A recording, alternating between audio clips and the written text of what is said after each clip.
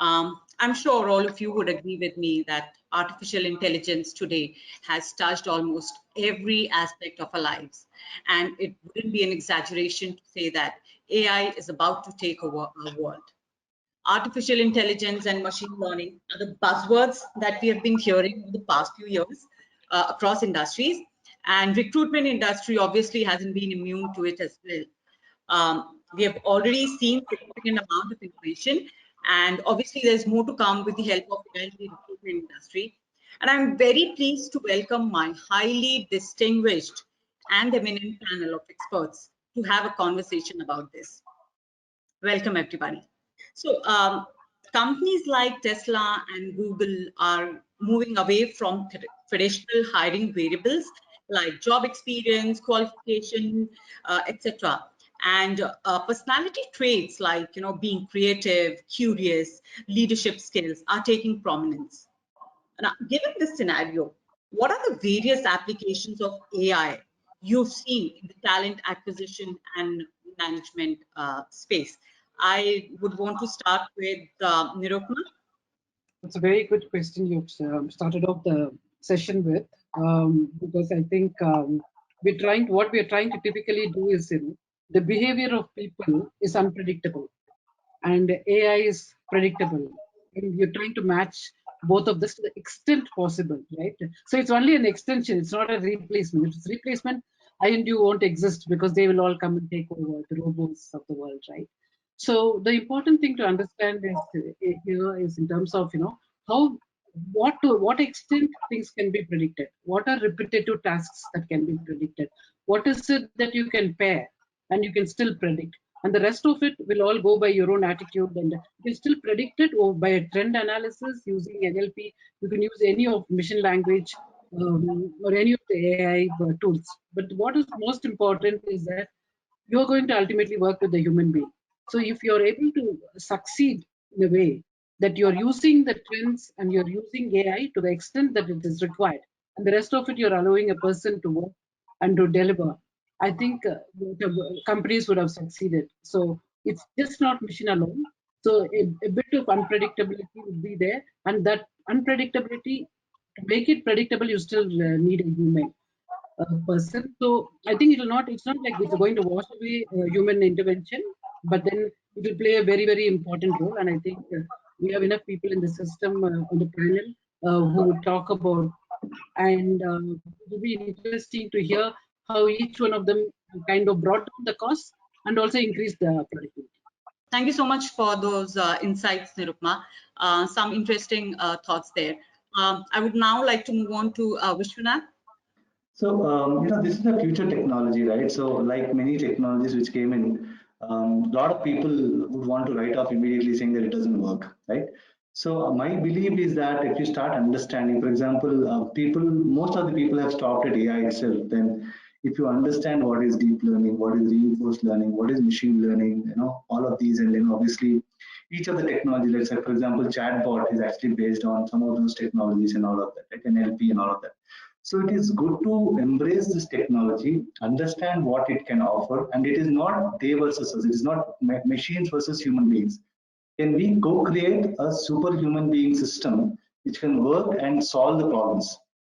Right? And in my research paper also I was telling that it's not the AI which will actually replace us. It is those people who have knowledge on AI will replace those people who do not have knowledge on AI. As simple as that. Mm-hmm. Mm-hmm. I agree. I agree.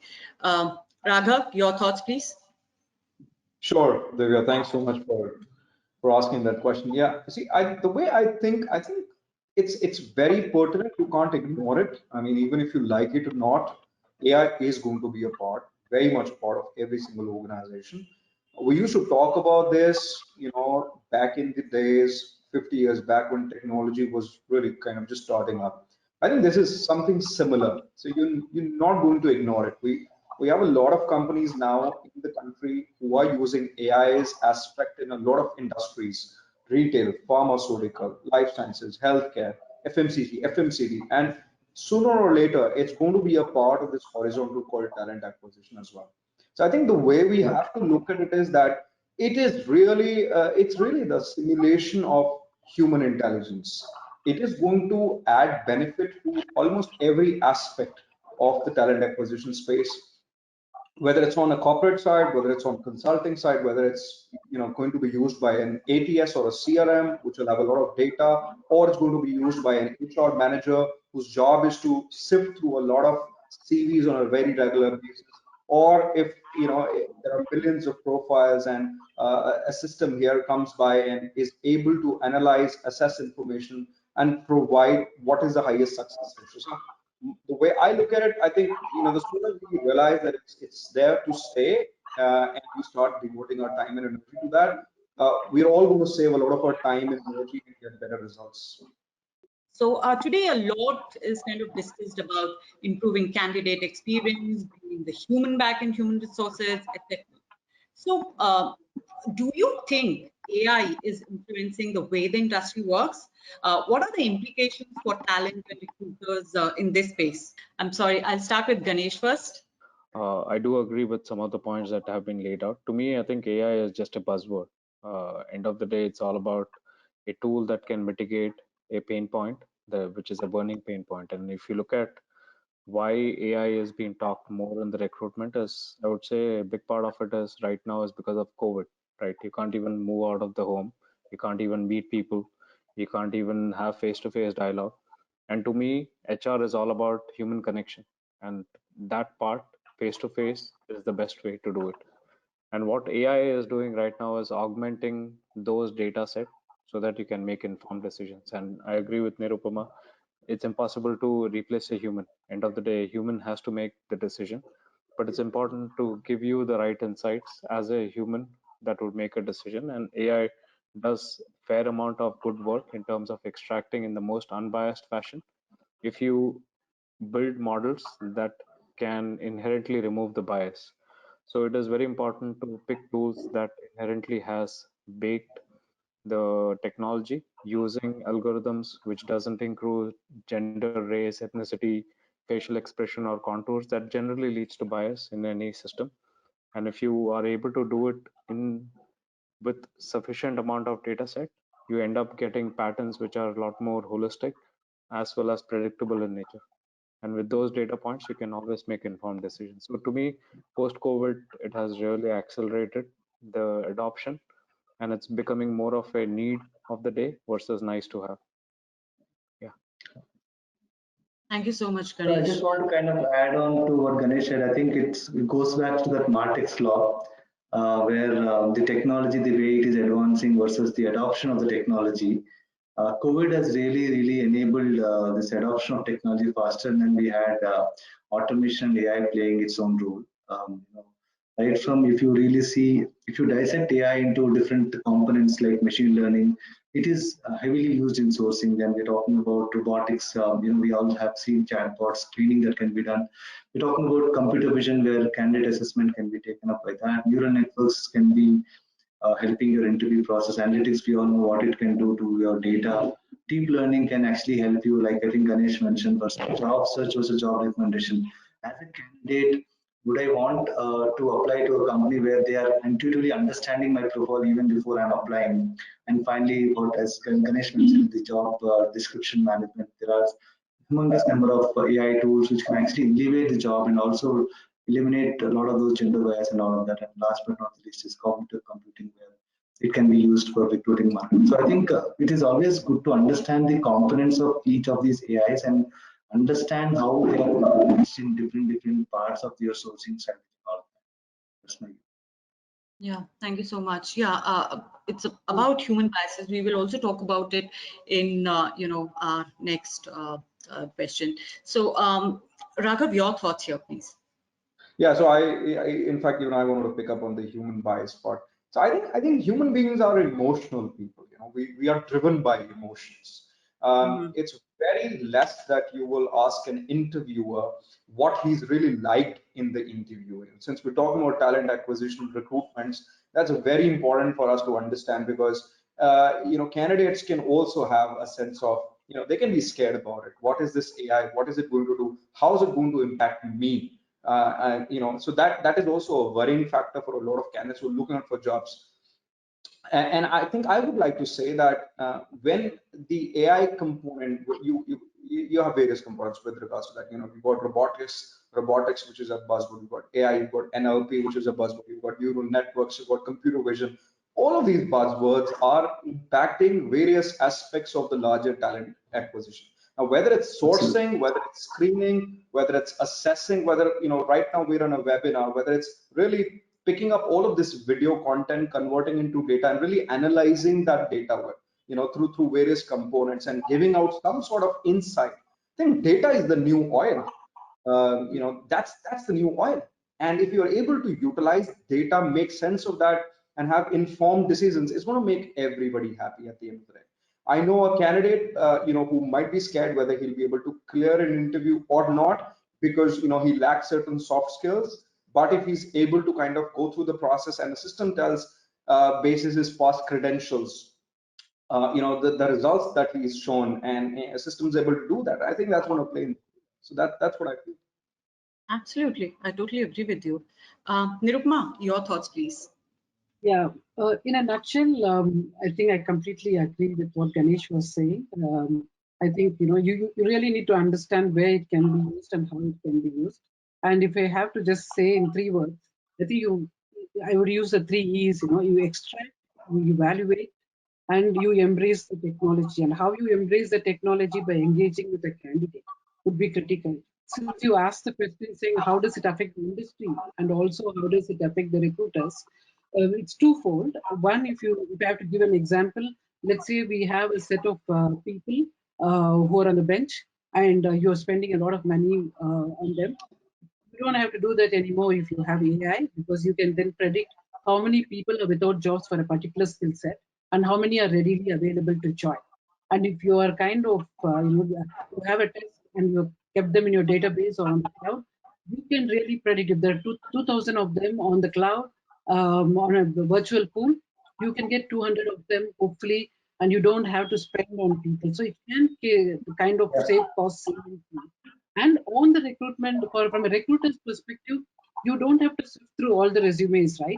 It can help you, it can give you predictability, it can tell you the stability, it can do pin code recruiting so that the nearest place you can go and join in. So there is a huge value addition from an data extraction perspective, and then evaluating the data in whichever way you want and analyzing it in whichever way you want. And ultimately, I think how you embrace it and engage using chatbots, using any of them. And the way you engage will ultimately be very important, because all of us have seen VoIP, voice overs, and we do get irritated at times. And the same thing could happen with chatbots. So we just need to perhaps time and look at it the way we need to engage, that people really don't get away from AI. You still keep them engaged meaningfully, at the same time improve your internal productivity. So there, if you use it well, I see a huge potential for AI to meaningfully contribute both to recruiters and also to industry. True.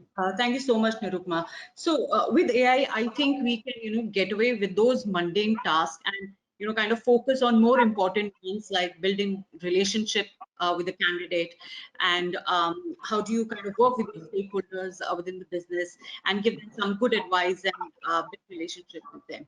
So thank you so much for the insights. So my next question would be, what are a few innovations in the AI space that you foresee for the staffing and recruitment industry? So I would like to start with Ganesh. So Ganesh, you build an AI-enabled software, right? So what AI algorithm enables talent acquisition teams?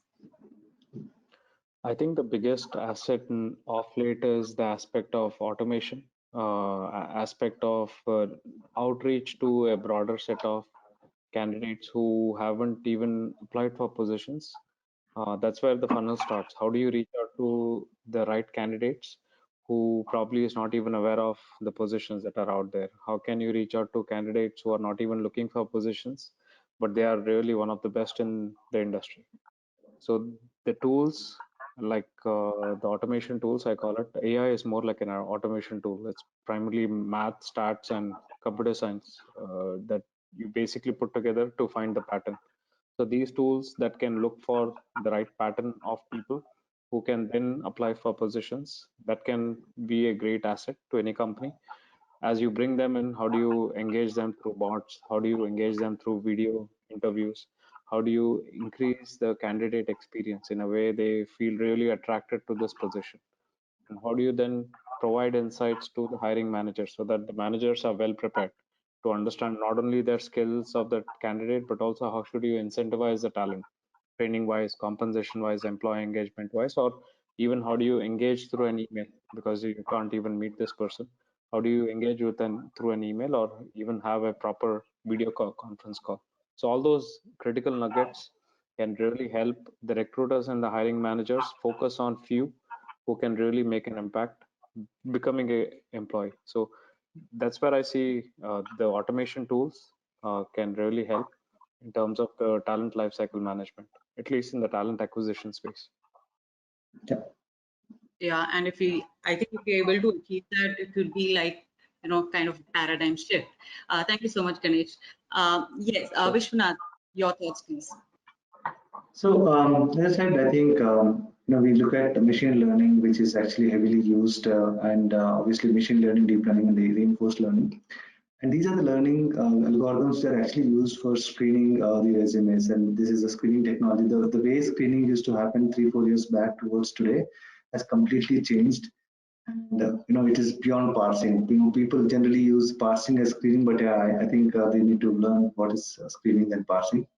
Then we're talking about NLP. I think Ganesh mentioned about it to ensure that we understand what exactly is the person versus what is the person kind of coming in.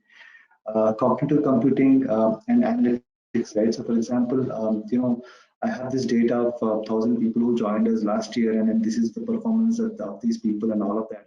I can actually predict what is this kind of a company that they're coming from and all of that, and then this can actually potentially say that okay, when we are looking at these kind of people, you can also go back to those projects and all of that and do some analytics and say that okay, he could be even before you're talking to the person, he could be a potential shortlist in the entire scheme of things, right? So the talent analytics space that I'm talking about. So if you really look at from a typical, mundane task, a lot of these things are kind of automated, and we have moved to virtual. On virtual, we're talking about AI. So I think that's what is happening today.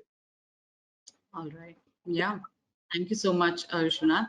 Raghav? So, Divya, since you asked about innovations, I think that there's a lot already happening from the sourcing, screening, the video interviewing aspect of it, giving up insights. What would be a right, relevant position of responsibility for a candidate who's looking out for a job. Also, who would be the right fit? Basis his profile, keywords, the kind of work that a candidate would have done. A lot of platforms which have already done fantastic work all across the globe. You combine that with psychometric assessments as well, driven by, so you combine all of that, and there's a lot happening on that. But I think that I'd like to kind of pivot the conversation a little further in terms of relationship management. One of the stalking challenges which a lot of organizations face is a candidate accepts an offer and he does not show up on the day that he's supposed to join. If you look at it from an organization's perspective, it's a potential loss for them that they probably there's a background preparation which is going on in terms of the induction kit, or a lot of planning and coaching which is already happening because a candidate is supposed to join on a particular date. If you ask a candidate why he's chosen an X organization as compared to a Y organization, it'll really just come down to his emotion, comfort level, in addition to his engagement with the organization, his understanding of the role. So I think AI has a very major role to play in terms of engaging this candidate during this transition. It's a very sensitive decision. A job is a sensitive thing for a person because he's going to spend a lot of his time building and doing a work that he really likes. So I think that engaging a candidate through emails or through conversations, and that's where these chatbots come into picture. A lot of work has already been happening on that front. Now that's one aspect in terms of making sure that the candidate joins.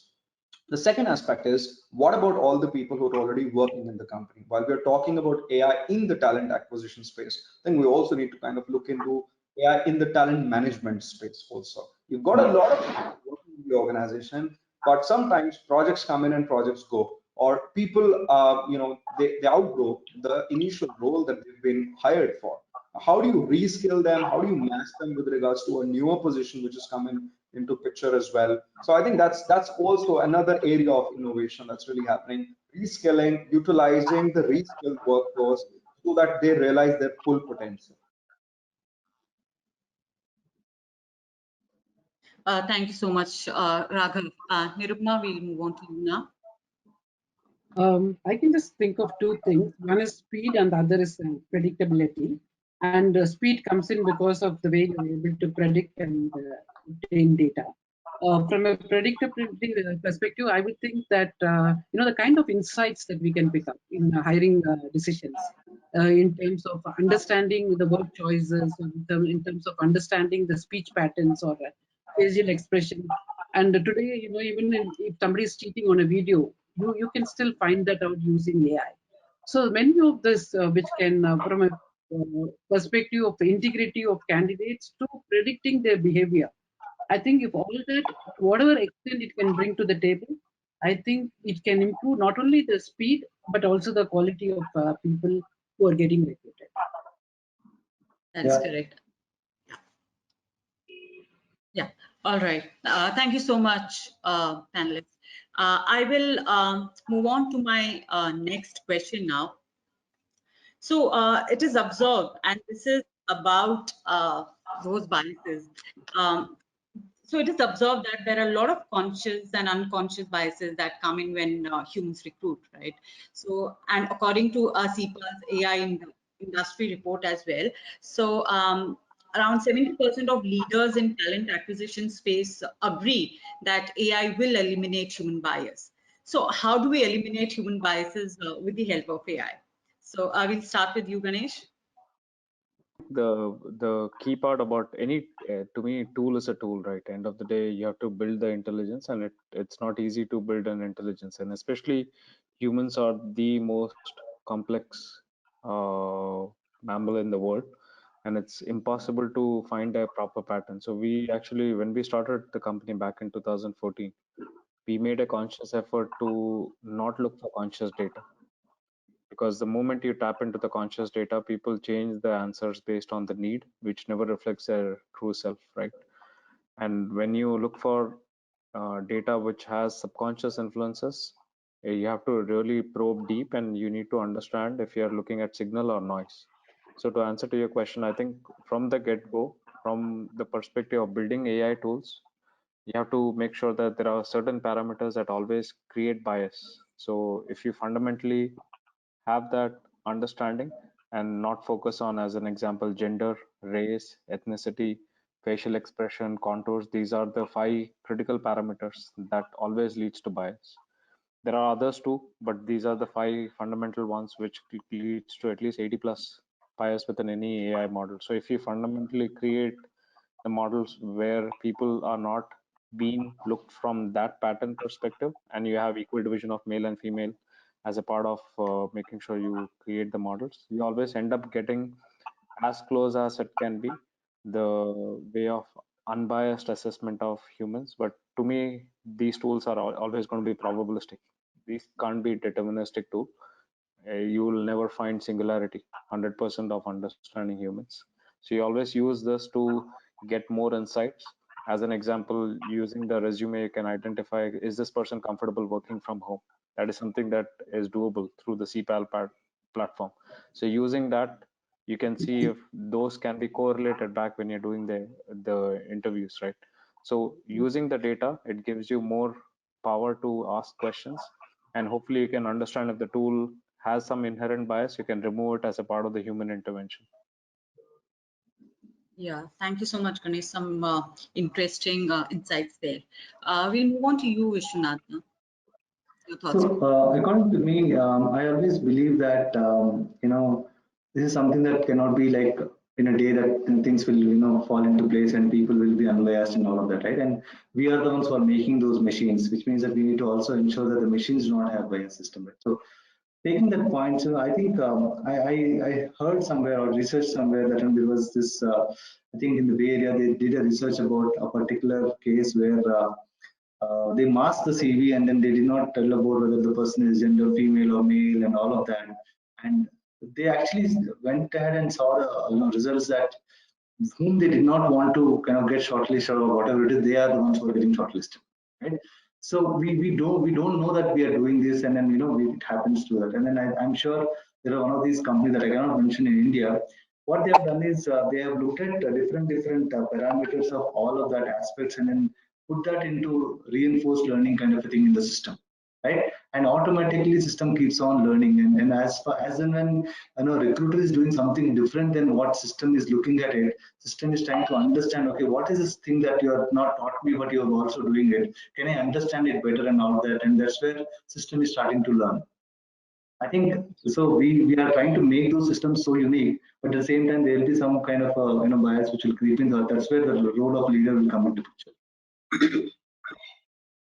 Yeah, thank you so much, Vishwanath. Raghav, your thoughts, please. Yeah, while Vishnu was just talking and I heard Ganesh's views as well, I think I'm going to simplify a little bit for all the audience here. Let's assume that, you go to a restaurant and you order your favorite dish, and this dish comes in and you're blindfolded. And you have the same dish coming in from four different, let's say you have four, servings of the same kind of a dish, but which is kind of made by different chefs. You don't know who's made which. You taste it all and you kind of identify, all right, I like this one the best because it probably suits me. And then you don't know who it's made from. But then suddenly when I say, hey, one's from your mother, one's from your sister, one's from your husband or wife, one's from probably a colleague of yours, which one would you say is best? So that bias is going to come in uh, because you are a human being. You have emotions, and that's going to come in. And your question was, how does AI remove it? Because it's going to ignore age, it's going to ignore ethnicity or caste or race. It's going to ignore the gender aspect of that. When you take all of these aspects out, all you have is data, you have results, you have performance. You can take efficient decisions based on that. And I think it's going to be helpful on the other side as well. So I'm going to take a real life example. While a lot of candidates, when they interview for companies, they have their own understanding with regards to what a job entails. Or, hey, there's a job description. I'm going to go through the job description. I understand. I've spoken to 2 or 3 people, and they've given me an idea about what the role is going to be. And they join after 3 months, and the project's nowhere there. And and then they're not having that great an experience. And I'm sure a lot of candidates would agree, they've already gone through that process, that this is not what I thought it would be. So there was no data which was giving it to you. You just based a lot on intuition. You thought it's going to be because your friend or a colleague or somebody, a senior or a junior, said something, and the interviewer said something to you. It is the same thing for an interviewer as well. He's probably going to think, oh, he's going to that school, he must be good. Or he's coming from that brand, he must be great. Or he's worked in this company, or he's worked as a part of this particular project, he must be fantastic. And then you have a different experience. So I think if you ignore all the things which are conscious, which you can really see with your eye, and just focus on pure data which gives you insight and information, you're going to have a amazingly, you're going to increase the overall performance of the relationship. Yeah, all right. Thank you so much, Raghav. Nirupma, we'll move on to you now. Yeah, I'm just picking up from all the three of them. The three aspects which come to my mind. One is definitely garbage in is garbage out. So you really need to think through what is it that you want to get in data. And the algorithms, you're right. I'm sure Ganesh would have racked his brains a lot before he developed the software. So what is it that, what are the expectations that you have from the software? And that will really not stop the bias, but it perhaps would in some ways even increase the bias, because there's a huge difference between what one company needs from what the other company needs, right? So there's no such thing as standardization. There's standardization with customization. You keep dealing with it. What is it that you can standardize? What is it that you can customize? So, so to dealing with all these three factors, and how do you balance that, would ultimately be the answer to how you have dealt with it and how useful it is to you. So not only extracting the data, but making meaning out of it, and to kind of ensuring that there is no bias, is something that each company would have different needs. I know of a firm, one of the largest Fortune 10 firm. I think they use the AI software, and I think the resumes which the female candidates were not getting shortlisted because of some mistake they made in an algorithm. It's a famous case study, right? So, what is critical for people is to understand how the testing needs to be good, and expectation in your mind and the clarity that you have needs to be well laid out so that it serves the purpose for which it is developed. Yeah. Thank you so much, Nirupama. I will move on to my next question now, and this is like addressing the elephant in the room. So, thought leaders are debating about dystopian future brought by machines. If AI takes over our current jobs, does that mean that there'll be no jobs for us in future? So, yeah, this is what my question is. So, at AI being future technology, do you think AI can or will replace human beings? Ganesh, we'll start with you.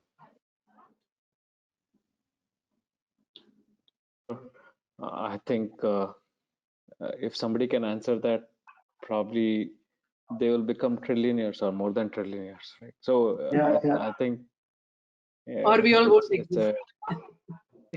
a yeah. I don't think we are a long way to go. So there is a term in AI called as singularity, when the machines uh, pick the aspect of emotions, as Raghav said, right? What differentiates us versus machines is the aspect of consciousness and having the ability to deal with emotion elements.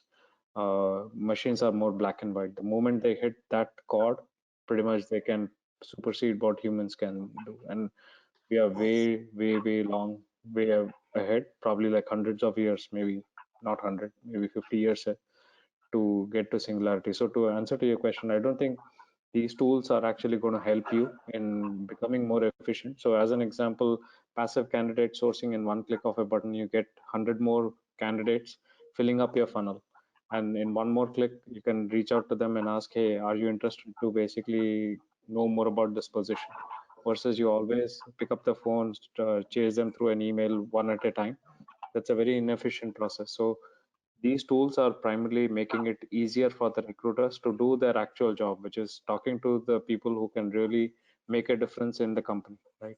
Versus just chasing people and trying to see if we can fill up the funnel. So to me, all these tools, at the intelligence that they are in, they are only helping and aiding the recruiters and the hiring managers to become more smart in what they are doing, and they can free up the time to do the actual work.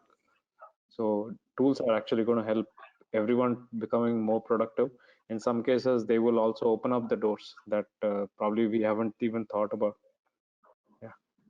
Yeah.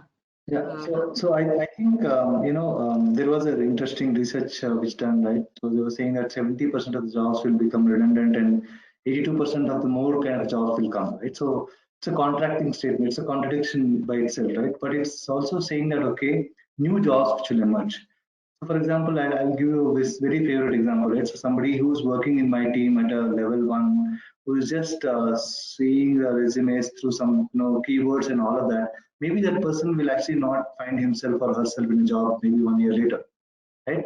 Somebody who is using this data and multiple sources and kind of computing or enabling the data to take a certain decisions kind of a thing, they are the ones who will actually find themselves in jobs. So what I'm saying is, if you are able to use this data and AI and understand the pattern of it and then take some decisions, because decisions cannot be taken by AI, right? So they are the machines at the end of the day, right? So you have to do the decisions. So if you can bring in decision-making capability through AI, I think you will be having your own seat. Otherwise, you will be replaced by somebody who's more talented than you and who can understand data better than you. True. Yeah. Thank you so much, Shunath. Raghav?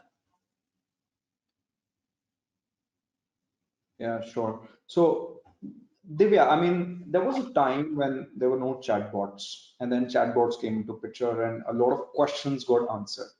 There was a time when we used to call up the customer care of our mobile telephone network provider and just ask just about anything and everything. And today, a lot of that is done automated.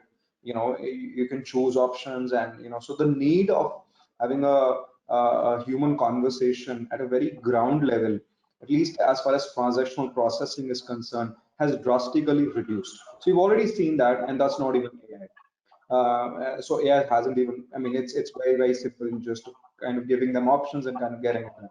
So at the end of the day, I agree with Vishwa. I think if some of those jobs, it's not going to replace human beings for sure. I mean, at the end of the day, it's survival of the fittest. And I think human beings have, they have a long history of surviving and really evolving and pivoting themselves. If not, this will definitely pivot ourselves and evolve into something better than that. I think for some jobs, yes, for sure, and it's going to happen. Some of those jobs, which probably are at a very granular level, very micro level, very basic levels, they are the ones which can be automated, and I think it should be automated because it will allow us to pivot again. It will allow us to transform ourselves. But then again, how do you really utilize that? That's the big question. It's not going to replace human beings because at the end of the day, the objective as far as talent acquisition is concerned, we're talking about that topic here. It's not to replace, but to make the process more efficient. It's to make it faster, is to make it more efficient, is to make it more convenient. The candidate doesn't want to wait for that long before he wants to hear about how his interview has happened. A client doesn't want to wait, in order to kind of sift through millions of CVs, and that's not even practically possible with a human being's effort. So I think it's going to make it more convenient, more comfortable, more efficient, and that's the whole objective about it as well. Thank you so much, Raga. Nirupma, we'll move on to you. Yeah, I think replacing human beings, I would personally think no, because I think human beings will not allow anything to replace them because then, like I said, they won't be there. Two, I, I think Raju had mentioned that there'll be more meaningful jobs, and I think anything that is repetitive in nature will all become redundant and the mission will take over, which means we have to, I think every human being has to reinvent themselves, rethink, and see how they can meaningfully contribute and have insights to contribute and take away jobs which are of repetitive nature. Since I've been in the field for long, when people tell me, look, I have 25 years of experience, sometimes when you recruit them on board and when you see them work, you really wonder whether they really had 25 years of experience or they had 2 years of experience which got repeated. So many of them don't really learn from the jobs, right? Earlier it used to be the typing job. The people are just typing just typing. At the most, the speed increased, but all that they had to do is to a clerk's job. Just look at what is given to you and type it away. So if you tell me I have 25 years of experience in typing, that's like a meaningless experience because what you would have gained over 1 year, you would have repeated over 25 years. So anything that Absolutely. is repetitive, where you're not able to add value, will start becoming redundant, and people have to really do things differently and add value to themselves in terms of saying how they can meaningfully contribute to society. I suspect people will be on their toes to see how they can reskill and reinvent themselves, and that will be the order of the day. Yeah, thank you so much, Nirupma. And I so much agree that jobs will become innovative, creative, meaningful, and strategic. So moving on to my next question. So do you feel that the time has come for business leaders to embrace this technology and see what it does? We'll start with Ganesh. Sure, the answer is resounding yes. I'm not sure if you guys have seen, I just came across an article from Gartner's, which was published a month ago actually, which said 74% of the CFOs have agreed to have their workforce permanently work from home. And if you look at that and basically translate to how does it impact a talent, they are predicting because of these changes, the business is going to evolve at a much rapid pace, which means 87% of what you're learning today would become obsolete in the next 3 to 5 years. Think about it. 87% in the next 3 to 5 years. Out of that, 64% belongs to your soft skills and your ability to stand with respect to any uncertainties. To me, if you want to really understand these tough attributes through a human that you can't even meet, it's impossible. And to me, you have to look for tools that can give you these insights so that you can at least start somewhere to make informed decisions. I don't see any other way other than leveraging this and embracing it with both the hands. Thank you, Ganesh. Vishwanath? So I think it is a very interesting concept, right? So if you are in the business, do the business the way business is happening, or create the way the business is happening so that you become remarkable, right? So you cannot say that AI is a technology which is only 10 years later, 20 years later, and all of that, right? If businesses are actually built on that, if businesses are seeing some kind of a fruit out of it and all of that, you don't have a choice but to embrace it. But the best thing is here is who is the one who is early adopter, right? Early adopters have two advantages according to me, right? So they also understand it faster and they also make mistakes and quickly learn. Then you're just sitting on as a cat on the wall and just always watching and all of that doesn't work, right? So for example, those leaders are also will be replaced if they are not having a digital quotient, right? And leaders will also be questioned on what is that you have brought into the table beyond being a leader and and ensuring that you are aggregating all the teams effort and all of that, right? So I think that is where the context of digital savviness will come, and leaders will be questioned on what is that they have brought into the table beyond paycheck that they are getting, right? So I think leaders have no choice but to embrace it. But yes, smart leaders will always see what is that it is impacting my current workforce or workplace and all of that, and what is that I can do, and how do I do that, and how do I also ensure that I get a return on investment. If they are thinking in those lines, they're already in the journey of AI. Yeah. All right. Thank you so much. Raghav? Yeah, I agree. I agree with Ganesh's and Vishwa's point as well. I think we've also seen how Zoom's stock price kind of skyrocketed just after the pandemic hit and everybody was forced to kind of work from home. Now, some of those technologies existed, but how many were we really using back then? And then something which was accessible came along, something which was comfortable came along, something which we all could rely on, use free of cost, etc. came along, and then suddenly the users were there. I think the bottom line of a business is profit. The bottom line of the business is to evolve themselves by putting in that money. The companies who will be able to embrace any technology which will benefit their bottom line, I think they will have a first movers advantage. We already have a lot of those companies doing that. We've seen education technology sector booming up in India or at least globally as well in the last 1 year. We've seen some of those companies do that. So I think business leaders are at a crossroads where on one side they are weighing the investment that they might make in by acquiring new technologies or by partnering with other sort of organizations, ATSs, CRMs, intelligent technology. And on the other side, on the long term, they're evaluating the difference between in this sort of an investment and the return which they're going to get. So it's going to be an interesting example. It's going to be a very interesting decision that they'll make, and I think it will vary from one company to another. Which one's really ready to embrace that at this point of time?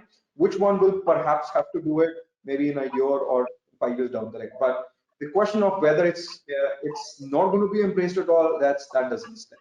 It's almost like doing everything manual and then automating everything. It's a no-brainer. All right. Thank you so much, Raghav. Nirupma, your thoughts, please. I think in terms of embracing technology, I don't think people will have a choice.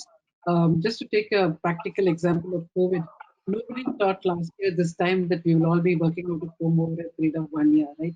But everybody thought initially when Modi announced that you will be staying at home for about 21 days, all my people in the office called me and said, "My goodness, that's like too much, isn't it?"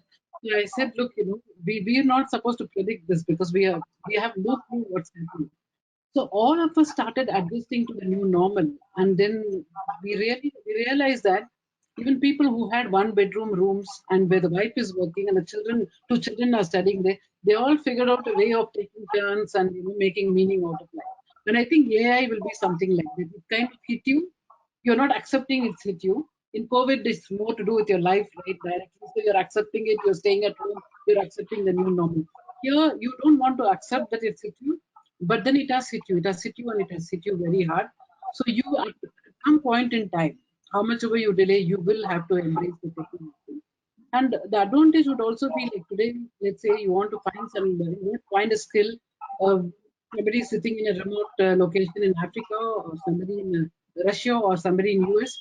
I think you can do that sitting at your home if you use web crawlers to trace back and use AI tools and find out which are the skills that's available. There are some skills in the world where the 20 people would have. I think so. Therefore, if you don't embrace technology, you'll never be able to add value to yourself or make money. And apart from all the other stuff that we said, right, in terms of reducing technology, like Raghav said, bottom line is profitability, right? So you will have to look at that end of the day in terms of reducing the jobs which have become redundant and use technology where it can really help you. So I think, so just to summarize, while it won't replace, you will still have to radically shift to reinvent oneself.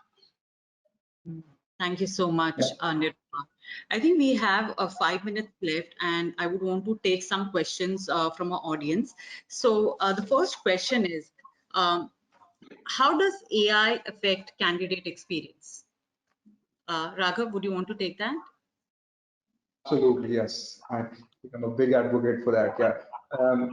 At the end of the day, if a candidate is going to get personalized recommendations through the advent of technology, you call it AI, you call it whatever you want to call it. But if he's going to get personalized recommendations that Mr. Candidate, this is the kind of work that you've done, these are the skill sets that you've been able to develop. You probably don't know this. It's something that you don't know that you don't know, but here is a system which is going to come in and say, these are the industries which you should also explore. You don't have that exposure, but these are the industries that you must also explore. These are the skill sets and the kind of role based on the skill set that you've acquired that you will that the machine or a pattern recognition kind of really predicts that you will become successful. And if he gets a personalized recommendation like that, voila, that's the whole objective about it. The whole objective of advancing technology is to better become more efficient. Both it's a win-win for the organization. They get an employee who is engaged, they get an employee who's able to deliver his best, and for the employee, you'll be more happier at the end of the day if you are having success in your work. You don't want to just feel that you're doing a job or a chore. You want to feel accomplished. If a machine is able to give you a recommendation, why not? So I think that's one of the first things how it can impact a candidate who's looking out for a job by getting personalized recommendations. Yeah, thank you so much.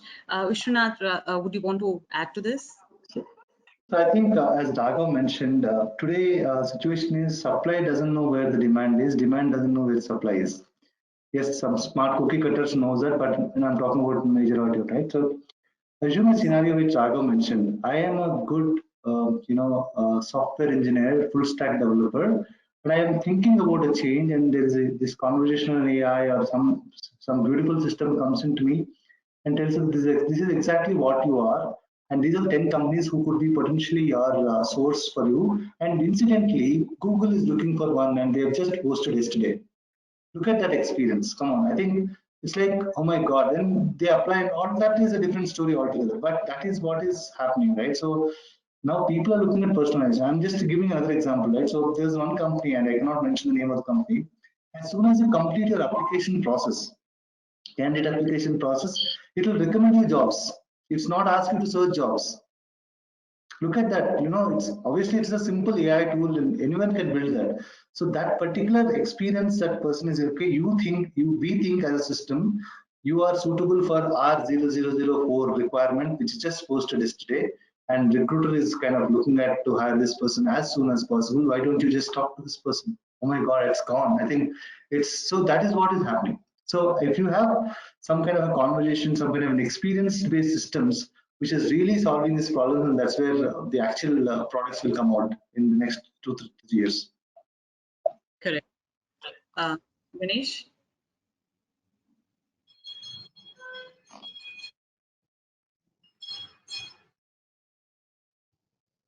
Trying to Ganesh? figure out where the unmute button is. Yeah, sorry.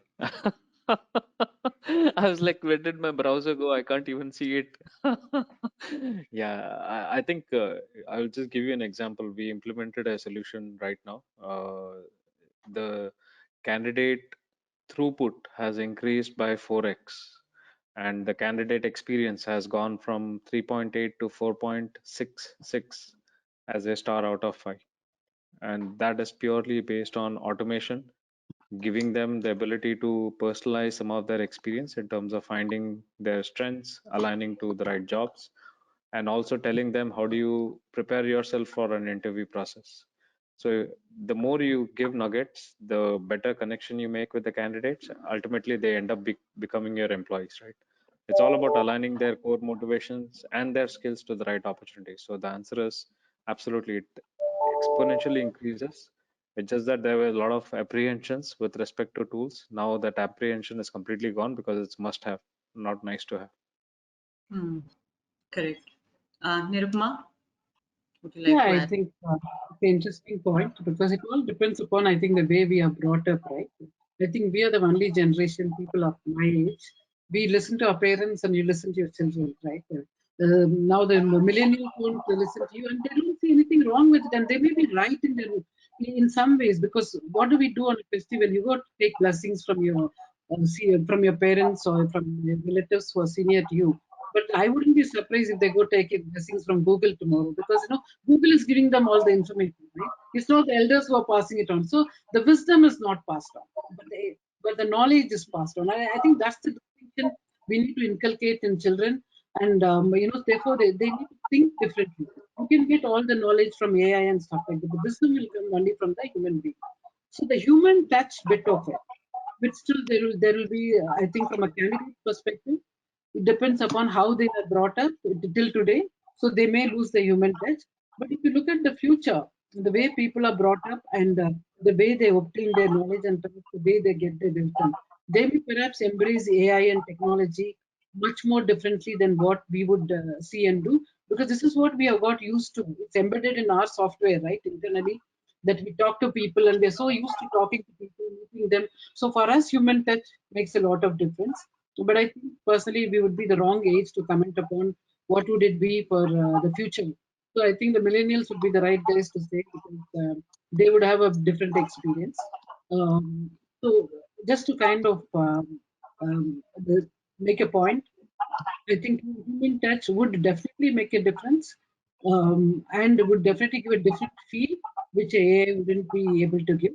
But it will have a different way of looking at contributing meaningfully and adding value to the process. So a balance of both would make meaning in life. Thank you so much, Nirupa.